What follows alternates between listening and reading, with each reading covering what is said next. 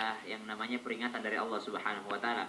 Awalam nu'ammirkum man yatadhakkaru fihi man tadhakkar wa ja'akumun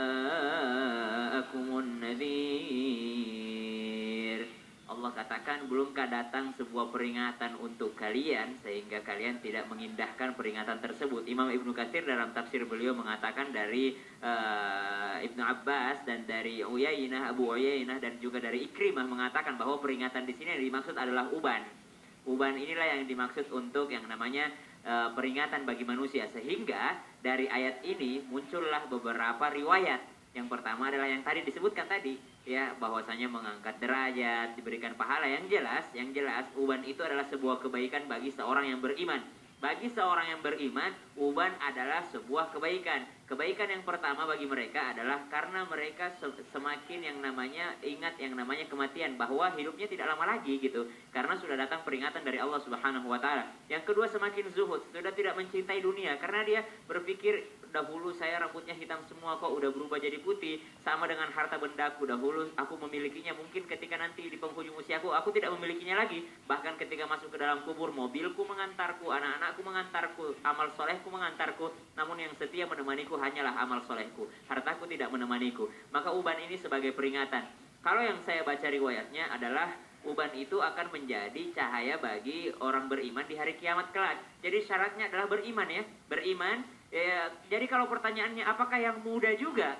Apakah yang muda juga yang muda gimana? Yang karena muda kan juga? Yang beruban kan sekarang banyak juga yang banyak juga yang muda.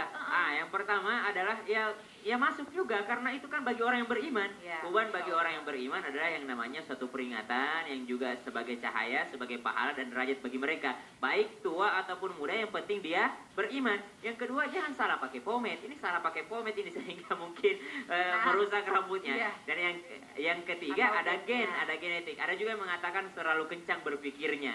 Bukankah karena terlalu kencang ini berpikirnya yang namanya uban ini datang sehingga peringatan dari Allah Subhanahu wa taala, kamu tuh butuh istirahat juga, ya, tahu.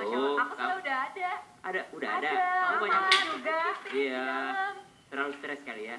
Aduh. Kenapa kira-kira, Ca? Ya, itulah. Genetik. Hidup ini kan ada ujiannya, tetap. Terlalu banyak pikirin. Nah, itu peringatan.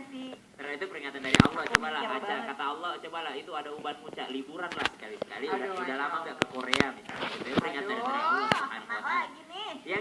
Yang jelas tidak ada satupun kalau orang beriman dikasih satu peringatan sama Allah, itu akan menjadi kebaikan baginya, baik tua ataupun muda. Nah, berarti Ustadz lagi-lagi ya, ini sekali lagi kalau udah ubanan misalnya bagi yang tua yang muda kan berarti kan sebenarnya dapat ya pahalanya nih. Ya, tapi berarti sebaiknya jangan disemir ya kalau bisa ya. Apa gimana Ustadz? Tergantung, kalau dalam peperangan boleh. Oh. Dalam peperangan boleh, atau dalam hal strategi yang sebenarnya peperangan itu dikiaskan dengan hal-hal zaman sekarang ini.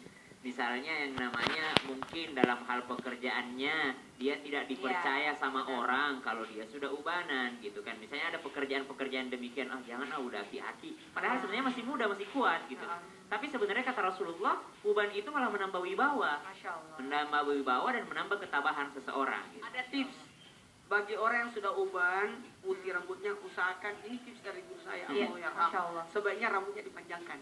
Kalau uban, jangan uban. dipendekkan. Kalau pendek nggak bagus. Iya. Tapi kalau putih semua, bagus. Bagus ya. Jadi perempuan ya.